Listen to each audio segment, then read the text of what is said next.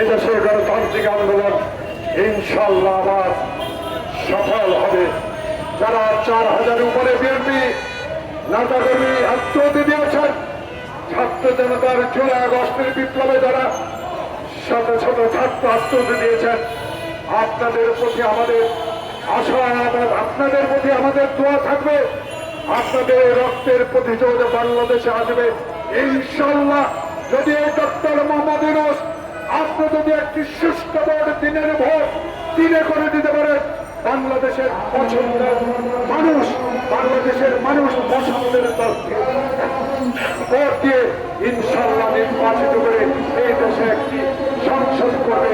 সেই সংসদে 31 দফার দাবির পূর্ণ বাস্তবায়ন করে দেশ পরিচালনা হবে। আজকে এই নাগরিক পরিষদ ছোট্ট হতে পারে, কিন্তু আপনারা যারা স্বাধীনভাবে সাংবাদিকতা আজকে করতে পেরেছেন, যেসব সাংবাদিক মুখে নিয়েও সংবাদ প্রকাশ করতে পারেন নাই, আজকে সাহসের সহিত আপনারা সেই সংবাদ প্রকাশ করছেন। আপনাদেরকে আমাদের ধন্যবাদ দিতে হবে। এই কারণে সত্য কথা তুলে ধরুন। বাংলাদেশের ৭৫% মানুষ এখন নির্বাচন চায়, আর নির্বাচন বিলম্বিত নয়, এখনই নির্বাচনের প্রয়োজন।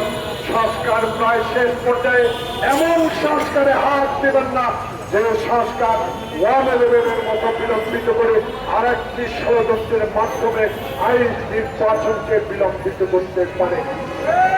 তাই ডক্টর মোহাম্মদ ইউনূস আপনার কাছে এই পরিষদ থেকে, এই অবস্থান থেকে, জাতির এই বিবেকের স্থান থেকে আপনাকে অনুরোধ জানাবো, আর দেরি নয়, কারো কথায় নয়, আপনিই গ্রহণযোগ্য ব্যক্তি। আপনার সিদ্ধান্ত চূড়ান্ত সিদ্ধান্ত। নির্বাচন ডিসেম্বরের মধ্যে দিতে হবে, দেওয়ার ব্যবস্থা করুন। সবাইকে ধন্যবাদ।